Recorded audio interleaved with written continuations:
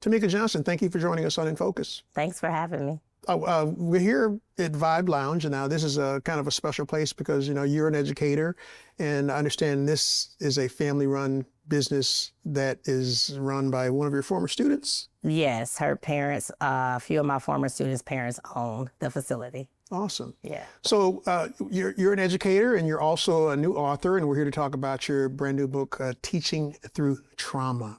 I'm a serial author. Serial author? Yes, I have about 9 books out. So wow. Yeah. So you can't stop? Nope. Always got to write some stuff out. I wish you could pass some of that serialness along to me because I can't get through writing my first one. Maybe you can help me out. Most definitely. Most definitely. I have a publishing company. I'd love to start just a little bit by maybe give me some insight in terms of, why did you decide to get into teaching? Why teaching for you? So teaching for me has always been a calling, and it runs in my family. And so I have family full of educators all over the United States. I started teaching at 23 years old, and I'm 48 now, and I continue to teach. I taught kindergarten, first grade for the first 13 years. Then I went to be a dean of a student for a while, and then I went to middle school teaching ELA, alternative high schools teaching ELA, and now I'm back in middle school teaching ELA. But what is it about teaching that excites you? I think for me, it's just being able to pour into others' lives to see them become like the best version of themselves. I have a calling of being like an intercessor for people, and an advocate for people. So teaching allows me to do that. And when did you know? I knew that I wanted to be a teacher when I was in the first grade.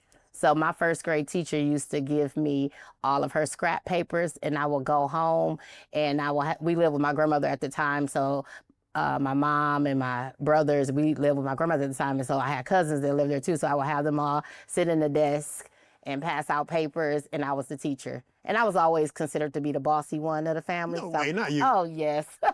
Tamika, seriously? You bossy? Very. Telling people what to do? Yes. Don't do that, do this? Yes. Make sure my mic, is all right. Yeah, all of that. But yeah, so that teaching just came naturally for me. Yeah. And then what do you see as some of the challenges in the classroom these days? Without getting into talking about your book. Without getting into the book, some of the challenges in the classroom nowadays is behavior issues concerning students and teachers not having the autonomy necessary to run their classes effectively as the experts of education that they are, being told what to do and what not to do in the classroom. It kind of hinders a teacher's ability to be totally effective in the classroom. Yeah. And so you've written this book, Teaching Through Trauma. A great read, by the way. I spent one evening looking through it, and I love it because it's a really small, kind of packed with a lot of great information in terms of dealing with trauma and the different kind of trauma and things like that teachers go through. Why write the book? So for me, I've always been in a space lately where I have to decide if I want to transition out of the classroom or remain in the classroom, remain in education, or go off to do another field, simply because of the stressors that comes with teaching. For many years, you learn to adapt. You're told that that's part of the job, behavior issues, dealing with conflict with parents and administrators and different things. You are told that just comes with the job. But after COVID-19, and we've seen how the pandemic kind of like opened everybody's eyes to the reality of how short life is, teachers begin to realize that it's time for us to take care of us, our mental health. We can't continue to take care of everyone else and pour into everyone else while we are left empty, and then think about the living wage. That's another big issue, is like, okay, if I'm teaching and telling students to go to college to get a livable wage and teachers are suffering, so it's like, it's just time for this conversation to be had, and for teachers. And I wrote this book so teachers can understand that they are heard and they are seen, and the issues must be addressed at this point. And when we talk about trauma, for me, trauma was not a word that I heard a lot of growing up. Right. and I say new, meaning in the last 15 or so years, it's kind of popped up and we hear about it. What kind of things can you speak to in terms of that fall under the category of trauma, that teachers are experiencing? So when you think about teacher trauma, you think about there is a terminology that you could actually research that's called secondary traumatic stress. And that's what teachers deal with when they have to support students who are traumatized, students that deal with food insecurities, violence in the home, of physical abuse, mental abuse, those type of things that they bring into the classroom. And then the teachers have to deal with those behaviors. And so indirectly, we are being affected. And then you think about conversations with parents, verbal abuse from parents. We usually just call it parent conflict and have a meeting, but now it's time to call it what it is. It's traumatizing. When you have a parent yelling at you, screaming at you, you think about in a home, if a child is being abused, it's usually a parent yelling at them, hitting them, and things like that. Well, it's a lot of abuse that goes on in a classroom. Yes, teachers are adults, but we deal with all forms of abuse, and it never was identified as abuse, but now it's time to call it what it is. It's simply abuse in the school system, in the classroom, systemically, as well as with students. Yeah. Is there a way to turn it off in terms of, is it as simple as turning it off and not letting it impact you as an instructor? Is that even possible?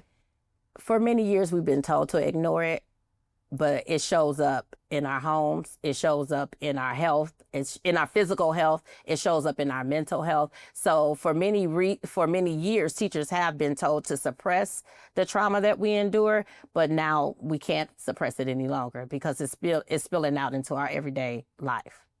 So no, you can't turn it on and off. We may hide it. We wear a mask. And as you see on the cover, I have the lady's hair all over the place, which represent the trauma and the abuse and the confusion and all of those things that comes with being an educator. But then I have the red lipstick that is symbolic to wearing a mask, hiding what I'm really feeling as a teacher. It was a time when I was on my way to work, I was happy to go into the classroom. And now you have a lot of educators, when they're on their way to work, they are dreading walking into the classroom because it's different. Teachers aren't doing a lot of teaching. We're doing a lot of parenting. Yeah, I got the impression also reading that kind of whatever those students are going through in their personal lives, it seems like many teachers are going through the same thing. Yes. Is that the sense you get in terms of like whatever problems they have, are they bringing those to school? And then somehow as an instructor, you kind of get involved even though you may not want to get involved because you're just out of compassion? Sometimes you have to get involved if it's causing disruption in the classroom or you see a child who is not functioning well. You have to get involved. You have to figure out what's going on in the classroom. We're mandated reporters too, so a lot of it becomes legal. So you have to get involved. Yeah. What are some of the things that you've seen? Food insecurity. Children, I had incidents where children come to school with marks on their bodies that we have to report. Children coming to school saying the parent yelled or cussed at them, and so they brought it in the classroom, and I have to redirect the energy. Like, I don't know what happened at home, but we have to redirect the energy when you come into the classroom because we don't think about not only is that child being affected, but what about the other students in the classroom that have to hear the yelling and the cussing and the screaming of that child that's having a bad day? That also indirectly affects that child and creates trauma in the other students. Because you have students that say, man, Dr. Johnson, can y'all just remove him or her? I can't even focus. And so it not only affects the teacher and the child that you're dealing with, it affects the whole classroom climate, And so a lot of the classroom climate is just disturbed at this point. And it's just too much for a teacher to handle.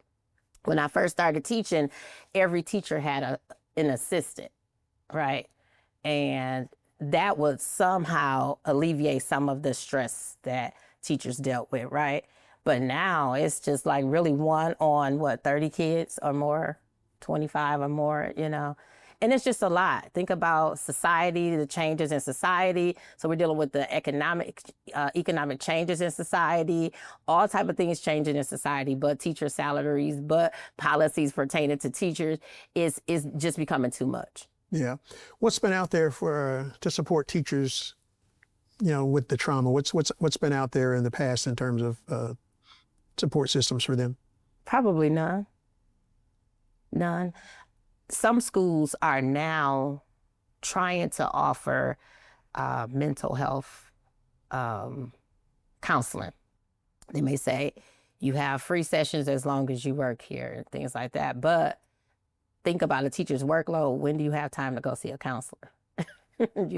So it's a lot that comes with teaching these days. It always was a lot that came with teaching. But for me, being an expert of education, I was able to teach with fidelity. I was able to teach, manage the classroom. And if you got teachers like me that's saying, okay, enough is enough, it's time that we do something to change the trajectory of what we're seeing in the school systems and in the classroom. So, and like you, I come from a family of educators. My mom spent probably 40 plus years in the classroom, and I heard her always complain about grading papers and all these little things, but I never really saw her obviously talk about some of the personal things that she might have been dealing with in the classroom. How much of that personal stuff that they deal with in the classroom makes it home with people, with other teachers as they, leave the classroom and go home? It makes it home a lot, because sometimes I hear my husband or my children be like, oh, we don't want to hear about it today. Because, I had an incident recently where this young lady just exploded because she was somewhere she wasn't supposed to be. And I kind of like, I'm going to give you a merit. And she just screamed. And I mean, when I tell you, because it was a student that I rarely had issues with, I never had issues with. She was my class helper. And when she did that, it kind of hurt my feelings. And so I took it all the way home. I was talking about it, what she said to me, how she said it, and then the whole family was like, we don't want to hear about it anyway, but it really does affect us mentally, emotionally. And then you think about some teachers become timid when it comes to redirecting behaviors because you don't want to deal with that backlash. You don't want to deal with students yelling and screaming because you're redirecting them, right? But then you have parents that says, why you didn't tell me? Because if I redirect your child and they scream and yell and cuss in the classroom, and then I call you and they give you a story, then we have to defend ourselves against you because you said, I believe my child. And then you want to set up a meeting with admin, and admin is worried about finances in the school. Like if this child leaves, then that means money leave, and so teachers just choosing to suffer in silence, which is not fair and it's not part of the job. And so instead of teachers facing and calling it out and saying what it is, teachers are leaving the profession. I spoke with someone who works at a university, and they said that the people are not even enrolling like they used to in the School of Education. People no longer want to be teachers. And so it's like if the field of education dies, how would that affect our world, our United States? We already have a lack of education. Students don't value education, and we see the effects of it. But what if we don't have teachers anymore? No, and I know you're not a therapist per se, but as someone who's spent 24 plus years in that classroom, it has to be healthy for teachers to talk to somebody about some of the stresses. And what are some of the ways that you tell teachers, to help themselves in terms of relieving some of that stress? So I am a mental health coach as well as a life coach. And so I took all the strategies and things I learned as a teacher and put it into my life coaching business. So I'm a firm advocate of mental health management. And so I do talk to the teachers and I tell them, don't take the workload home. I had teachers that would come to me crying about, I got to grade all of these papers, report cards to do. And I was like, don't take that home. I'm going to tell you what my auntie told me. She said, leave it in the classroom. Don't take it home with you, because it used to be easier said than done, right? Easier said than done when you have deadlines, right? That have to be met and you don't have enough prep time to do it while you're at work. So you're forced to take it home, which is not fair. but you're forced to take it home because you have all of these deadlines, report cards due, conference on the same day, report cards due, emails being sent to you during class time where you're supposed to respond to emails while you're teaching, and parents calling, and all of these extra things. And it's like, we're not superhuman. We are, people. Do you feel like we're expecting too much from teachers? Too much, and we're given little, too little, not much at all. So you think about it. We're teaching other people's children. We're left with a large student loan debt. Then we have to think about when we plan our families, our children going to school. So there's no real benefit of being a teacher or educator. You think if you teach at a university, the kids go to school for free. Even, people that work for the police department or the sheriff department, their children and family get benefits, but there's no real benefits, retirement benefits that will make you say, hey, I want to be a teacher. Not even the salary is livable wages. Why do you think teachers make so Pay so little? Yeah. I think it deals with why teaching became a field many, many years ago. You think about why schools began to be necessary. So remember, teaching were for white women who wanted to get out the house while their husbands were being the provider. And so the teaching was a white woman's field back in the day, right? Young white women who really didn't need the monies per se because they had husbands who were the providers, but it gave them something to do, right? And we still have that mentality because not only are teachers white married women, you have single white women who are teachers now, you have single black women, you have single many minorities, you have male teachers now where teaching is their sole source of income. So back in the day, you had people that were married where it wasn't their source of income. And nowadays you think about it and nobody thought to change that type of. But don't you think like the best teachers are the ones that are just most passionate about teaching as opposed to the people that go into teaching because they couldn't go into something else or anything else? Most definitely. And that's another thing that it was a fluctuate of teachers coming in from other fields who did not go through the School of Education. A lot of people thought they can teach. And teaching is not just about completing your license, getting your license. Teaching, you have to be compassionate to be able to teach. Teaching for me is a calling. I say everybody can teach. I don't care how many degrees you have. Everybody cannot go into the classroom and be effective. What do you think it takes to be a good teacher? A great teacher? I think what it takes to be a great teacher is someone who's called to teach. Somebody who is passionate about the people that they are teaching. Someone who care about the community in which they live. Somebody who's invested where they're teaching. And does that make it any easier to deal with all the trauma and stress? It did, but now it doesn't. Like I said, when I was younger teaching, I was highly invested and all the extra things that I did was worth it. But the difference too is I felt like I had more support then. And so now that so many things have been stripped away from teachers, when I first started teaching, I had more autonomy. I was respected as the teacher. So my opinion mattered my opinion about the changes that was needed in my classroom. I had the autonomy to say so. And nowadays, teachers' autonomy has been stripped from them.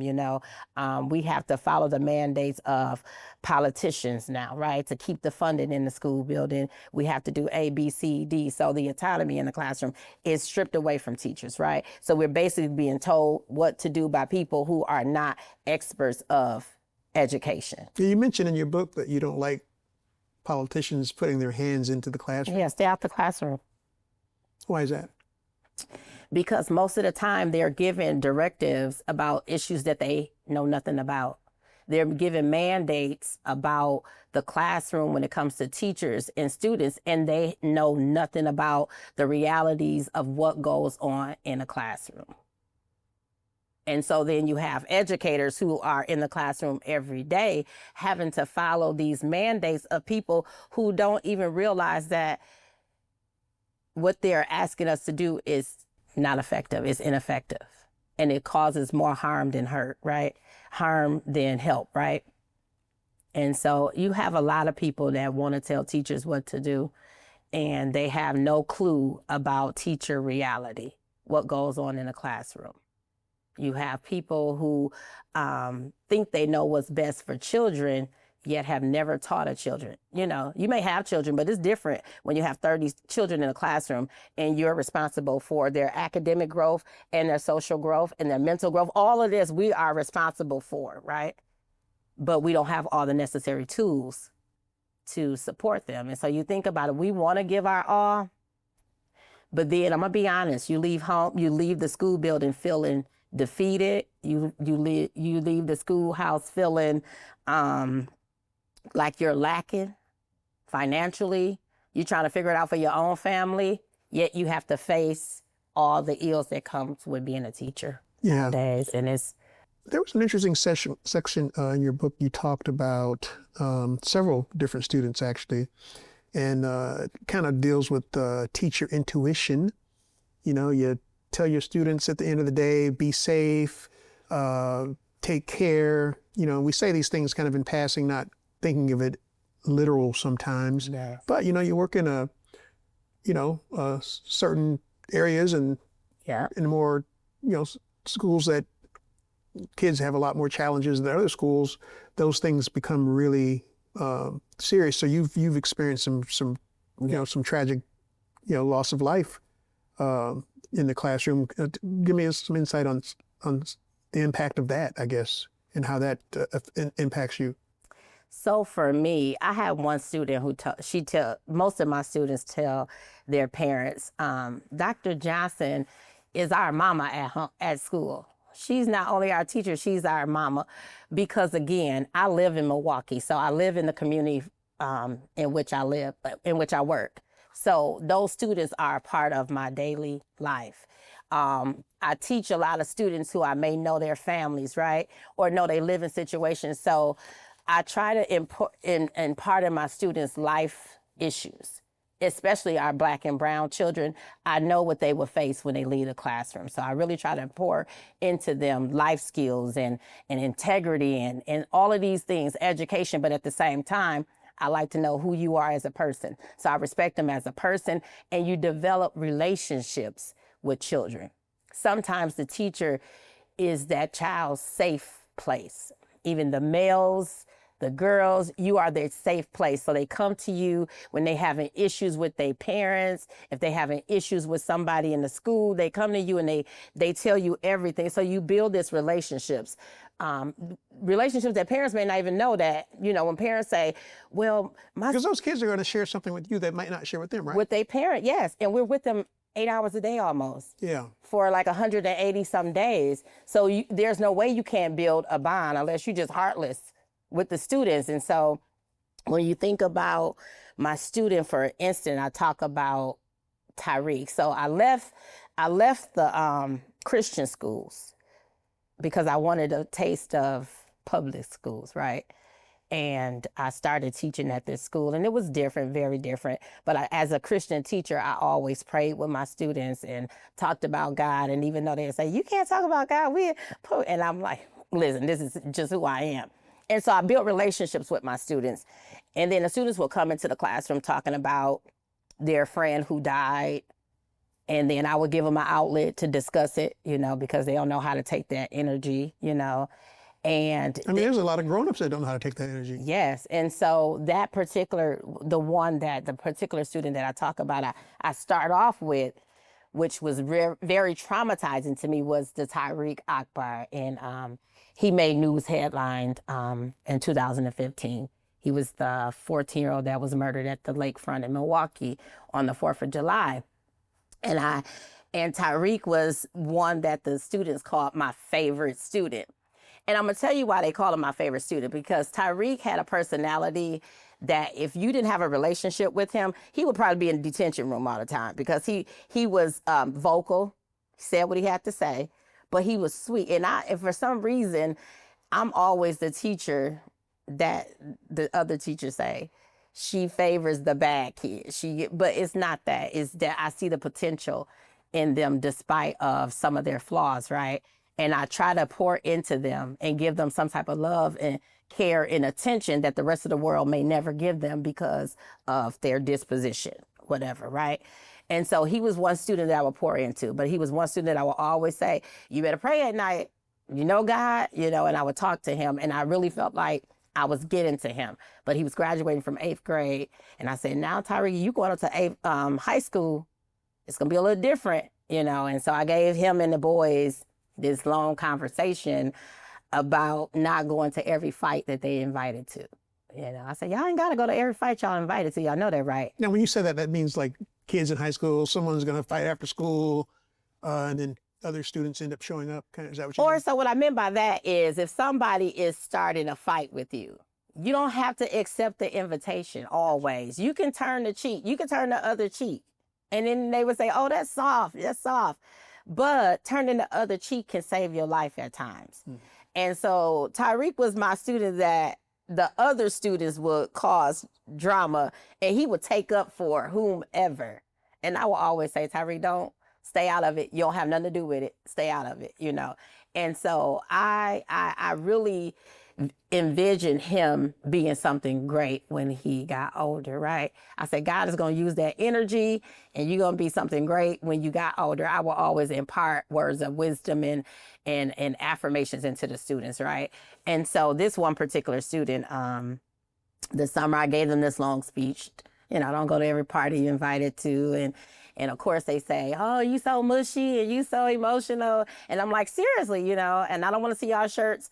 I don't want to see our names on an RIP shirt. And I would explain to them that for that moment, you know, it's RIP such and such, and it's all, everybody's together. I said, but then your parents are going to be left with the effects of your death once all of your friends leave. When the funeral is over and everybody's done, because I experienced that. My brother was murdered when I was 15 in 1993. So I understood how everybody was around, and you got the RIP shirts and all of this fanfare, right? But then you're left with the effect afterwards. Your parents going to be left. So I really wanted them to understand that. And so that summer, I started getting, like 2 weeks before he was murdered, I started getting text messages from former students. And I text them back like, how you get my number? And then I text one of them back, and they was like, oh, I see you got rid of that Android. I had an iPhone or whatever. And I said to myself, I'm on an Android. Let me start. No, that's what they were saying to me. And so I would laugh like, you know, I'm glad how your summer going, whatever. And I remember saying this, like, I don't know if it was a few days or a week before I got the text message from one of my students that Tyreek was murdered. I said, Tyreek gonna end up calling me. Because the other kids got my number. I was like, Tyreek about to end up calling me. And 1 o'clock in the morning, my phone went off, and it was from my student, Tyra. And it just said, Tyreek is dead. And I looked, and I jumped up, and I said, what do you mean? I said, what do you mean Tyreek is dead? She said, they said he got shot at the lakefront, and he dead. And I was like, hold up, let me go on Facebook, you know. And so once it was confirmed, you know, that was my first instance where I really dealt with the death of students at my former school, but it was like health issues, right? But this particular student is like one that I really grew close to, and I had conversations with them every day. And to see, I had just told them like a month prior, like, be careful and things like that. So dealing with that was very traumatic for me, learning to process it. Even now, I still think about those students and things like that. Well, the scary part to me is like, you still have to go teach. When you're done. And that's what I mentioned in the book, going back to that same space in that same classroom and having to deal with my students who don't know how to process his death, but we're in the same classroom. This is the last place that they saw their classmate alive. And I'm supposed to teach them, but they want to have a conversation about his death and how it affected them. And me being who I am, we have those conversations. I was going to say, what have you learned before and after, you know, before you had some knowledge on how to deal with trauma as a teacher and what you know now? So I'm gonna be real. I've always been a believer in Christ. So I've always had a relationship with God. And so that's always been my source of therapy. And so when I got to studying, my PhD is in Christian counseling. So I did study a lot of mental, and my focus was mental health education. And so a lot of those things that I was taught educationally, it was stuff that I already learned through the Holy Spirit in the Bible that talked about, processing my thoughts, think on these things, talk. I'm a talker. You know that. I talk. No, I talk a lot. What? But that's good. That's a good thing for those people who talk a lot. They get all of whatever's in them out, and that's healthy. And what do you say to the folks that don't have that spiritual connection? They may not have a higher power that they believe in. What should they be doing? Seek a therapist or a coach or somebody that they trust that they can talk to.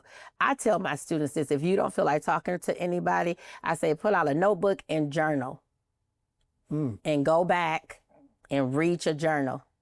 Journal, declutter, it's putting your thoughts on paper. Yeah. So I'm a firm believer. I've always been one that journaled since I was a little girl. And I still do it as an adult. And that's very therapeutic to me because you have some students that can't talk to anybody and don't want to talk to anybody. You have grown-ups, adults. And so I tell them, I say, journal. Do your students ever become a source to help get through the trauma in terms of what they provide? Yes. A source for me? Yeah. Most definitely. I talk all the time to my students. But I'm in terms of anything they say to you that... Most definitely. Like what kind of things? So because I talk to them a lot about things, and believe it or not, children are very insightful when it comes to things. And they're like, well, Dr. Johnson, maybe you should just let that go or leave it alone. Like, you'd be really surprised when you have conversations with your students that some of the things that they tell you to do, you need to do. Right. Oh, you stressing about the wrong thing. We can do that tomorrow. That's so funny, but it's true. Sometimes, and I started off as a teacher who was strict on, I want to get this done on deadlines and time. And that's very stressful, right? And so I'm a little lax now. Yeah. Then I'm getting older too. So it's like, I'm a little bit more lax. And I understand that helps with my stress. So this is lax, Tamika, that I'm seeing today? Oh, yeah. Yeah, because I was a very rigorous. I mean, we on the go all day, and so now it's more, I'm just chill at this point. I have to share this story. I spent a little time in the classroom as a sub at one point, and then I also, early in my career, probably 30 years ago, I volunteered at a high school for basketball, and I had a horrible situation where I had to cover a shooting, and when I showed up to cover the story, it turns out it was our star basketball player. Wow. And, he's fighting for his life. The police tapes up all that. The cops knew me from the news, and they let me cross the tape. And I sat there and held that kid's hand while he was fighting for his life. And I was definitely in my 20s there. And I don't think the word trauma was a word that I was familiar with at that time. And I just remember going through that. I covered that story for a good week, and kid's name's Doug Williams, not the football player from Grambling, but that he was a basketball player at Fair Park High in Shreveport, Louisiana. But I remember sitting in a dark room for probably a couple of weeks, trying to sort through the trauma of that. And I don't know, I certainly got through it. It certainly helped me, but if I was armed with what we know now, is that, the right way to deal with that? Is that normal? Is that different for everybody? How do you look at that? Yeah, people process trauma totally differently, right? And however long it takes you to process what you need to process, you should. And I tell people, some people know how to cope with it, some people don't. So it's very important that you get with a professional who can tell you how to cope with it. And you think about, as a teacher, you mentioned the yellow tape, and I mentioned my student, Tyrese, where there was an incident at the school and I heard gunshots at think about, I'm teaching and I'm headed after this big incident happened, and I'm ready to go home because everything appeared as if it calmed down, even though one of our teachers did get a gun brandished at them. And I'm just like, oh my goodness, sometimes it becomes normalized. So what I realized in my life when I was teaching at these inner city schools, I was becoming desensitized to the violence that I was seeing every day, because when I left the school where Tyreek went, I started teaching at Milwaukee Public Alternative Schools, high schools. And so the violence that I would see in the schools or outside the schools, and my students on the news for stealing cars, my students on the news for shooting somebody, like, it was just, I was becoming desensitized to, it was like nothing for me, and not realizing that I was suppressing a lot of it. And I'm gonna tell you how it came out, because once Tyrese, the incident that happened with him, and I go to the window and I hear like 5 gunshots, and I just jump and slam the window, and I'm like, oh my goodness, right? And so I asked the guard, I'm like, our security guard, like, walk me, all the things, I talk about what happened in between, but I'm like, walk me to the bus stop so I can see if it's one of our students. At first I was telling him to walk me to my car to go home, but then when I heard the gunshots, I'm like, walk me to the bus stop, because I started seeing a lot of people running towards the bus stops, where our students usually catch the bus. And I'm like, in the office staff, she was like, Mrs. Johnson, our kids are gone. They've been gone over an hour ago. I said, but you know how they linger around. So I'm like, Darrell, help, just walk me down there. He like, I'll walk you down there. He was reluctant. So, and as I walk down there, I see a huge crowd, and I see them at the bus stop, the very bus stop where our students usually go to catch the bus. And I see them performing CPR. And I'm short, as you know. And I'm like, can you see Darrell? 5 foot is not short, just so you know. So I'm asking him, he's tall like you. I'm like, can you see the person? And he goes, I think I know the shoes. And I'm like, whose shoes? And he's trying to figure out whose shoes. And I'm trying to get past the yellow tape. And the police officer, Milwaukee police officer, came to me. He was like, ma'am, you can't go past the yellow tape. And I'm like, I'm a teacher up the street, and I just want to see if that's my student. And that's when I had a young lady come to me, and she goes, that is one of y'all students. And I'm like, which one? I said, can you describe it? She's like, the guy that wears the kufi. And I'm like, Tyrese? And then the guy was like, yes. And then it was just, that was just like. But as you tell that story, you tell it with a great bit of joy. And I'm wondering how much work went into being able to do that. And to get to that. Because Tyrese is alive, right? I went to the hospital, prayed for him all the time at the hospital, put my oil on him. And I remember when they were telling us the prognosis, and I would go home, I'm telling you, I was in tears at home. It was just like, I can't deal with this anymore. I'm done teaching. I don't want to teach in the alternative school. And it wasn't the crime. I just was so connected to my students that I didn't want to see them being murdered and hurt. And it was just mentally, bothering me. And so, when Tyrese got out the hospital, I would visit him. He would call me. Sometimes he asked me to pay his phone bill, like, Dr. Johnson, can you, Mrs. Johnson, and I would talk to him, and just knowing that he survived, that gives me peace. I called his mother, like, I think a week or so ago, and like, did he ever get his high school diploma? Because I was supposed to help him with that, but it was so much going on, in the world of education for me. But he got his high school diploma. He's still living. He had his challenges because of the gunshot, and he had to have his skull removed and all those different things. So, and then again, even after that incident, I had to go to work the next day. I chose to go to work the next day because I knew, of course, my mother and everybody's like, quit. Stop teaching at those type of schools. But I would tell people, like, those children are normal.